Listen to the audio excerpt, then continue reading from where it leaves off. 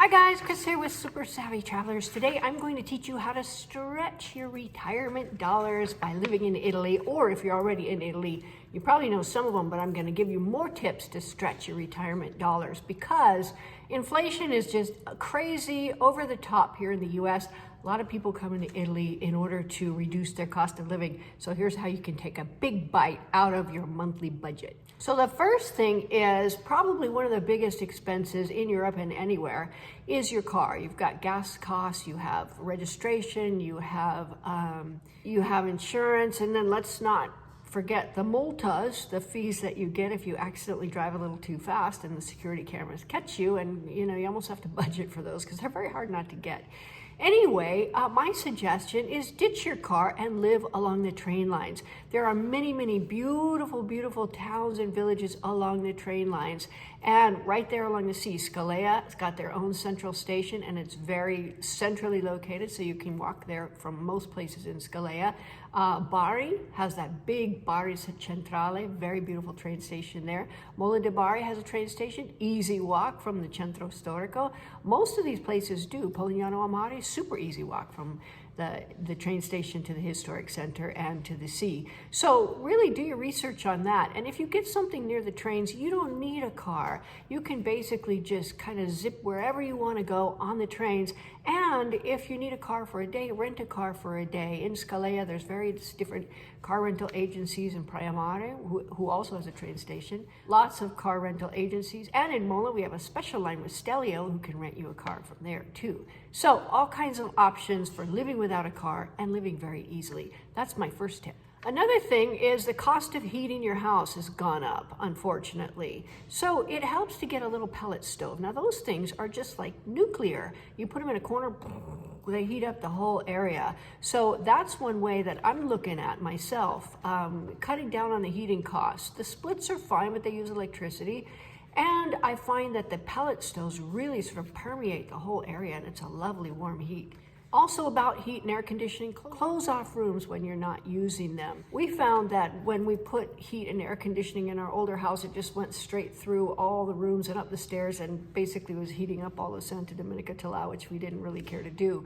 So yeah, if you have like arches and things like that, and you have open plan and whatnot, you can put in glass doors or beautiful doors that close it off for heating and cooling, but are also very beautiful and actually design elements. Another tip for saving money is on entertainment. Now in Italy, all over Italy, there's all kinds of free entertainment. There's all the religious festivals, there's the concerts. In August in Santa Domenica, we have concerts like every couple days, and these are high-end concerts. You just go to the piazza and enjoy really great music or really great acts. Then there's all the festivals, there's the food festivals, the mushroom festival, the strawberry festival, the chocolate festival at Scalea in December. You can do all of those for free. In addition, there's so many things to see. These beautiful churches in southern Italy, you don't have to pay to go in them. It's nice to leave a little euro or something in the box there. You don't have to pay the earth to go see and enjoy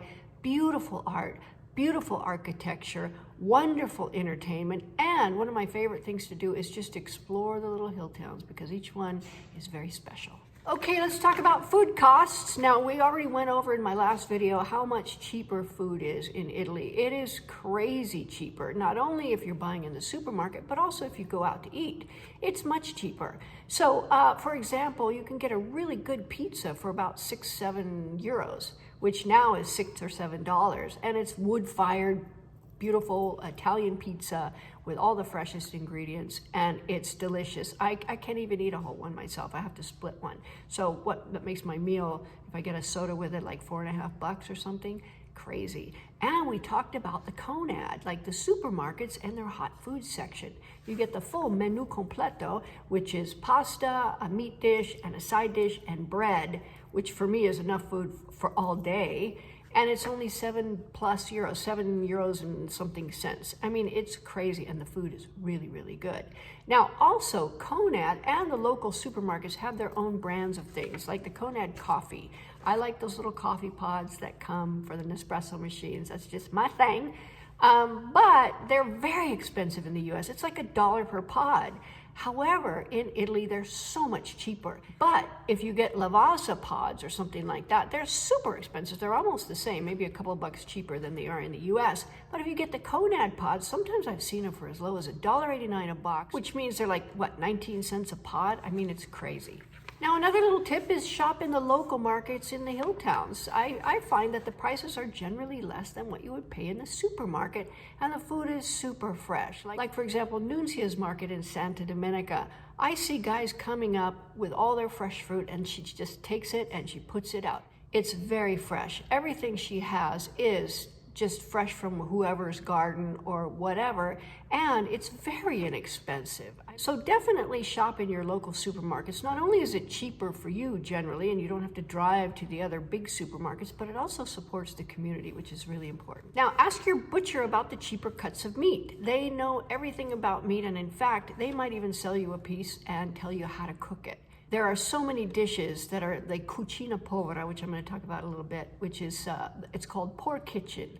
It's a way of cooking where there's very little to no waste, and it uses the less expensive ingredients. We're going to go over that because I have a website for you too. If you like wine, just buy the local wine from Nuncia. I go to the supermarket at Conad, and I think the cheapest bottle, if you don't buy the wine in the box, like the juice box wines, which are surprisingly pretty good, but when you get it's usually about $4.50, and it goes up from there. Nuncia gets all her wine. I don't know where she gets it, but obviously it's local because there's no label on it or anything, and it's really good. And it's only $2.50 a bottle. Okay, cucina povera. This is a really, really cool way of cooking, and frankly, I'm going to be digging into that a lot. Cucina povera uses a lot of inexpensive ingredients. There's beans that are used, and I looked up, actually, I was wondering, like, what does it mean when somebody says that doesn't amount to a hill of beans? I'm like, burp. So I looked it up, and hill of beans was used, I think, early from the 1800s because beans weren't very expensive. So of course, cucina povera uses a lot of beans and legumes and things like that. They also use pasta, which is always available and very easy to make. In addition, they have a lot of recipes that call for old bread. One of my favorite things, especially when I went to Sicily, and I see it also in Santa Domenica and in the surrounding area, they use breadcrumbs that are grated, and then they toast them, and then they put them over pasta. And I swear to God, it's the best thing I've ever had. So good. But that's a way to stretch your bread, to use it up a little bit, add a little bit more calories into the dish, which is an important thing if you're working out in the fields and whatnot.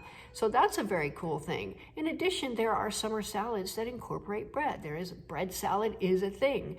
Also soups. They grind up bread and use them in soups, or they just pour sugo over the dried bread, and it's delicious. I've done that myself because Calabrian bread, I have to say, because it's not full of preservatives and full of chemicals and things like that, it tends to go dry very quickly. So if you have recipes that you can use for dry bread, that makes it that much easier, and you can save a little bit of money. So the biggest staple of cucina povera is ingenuity and creativity. What can you do with your leftover ingredients? When they cook meat or an animal, they call it tip to tail, right? So they use every part of, say, the pig or the chicken, and they use them in ingenious ways. And so many times you eat something in Calabria, you're like, oh my God, where has this been all my life? And you find out it wasn't an expensive cut of meat. It was just prepared beautifully with a lot of creativity and ingenuity. So cucina povera is a thing, and I have a website that I'm going to put in the details section. It's not my website, but I saw it yesterday. I went, oh my gosh, this is great. I'm going to start digging into that as well and see if I can get really good at cooking cucina povera. So I hope this helps you. Overall, living in Italy is a lot less expensive than living in California, for sure. And there are various different ways of reducing your costs on a monthly basis. So hope that helps. I will see you in Italy.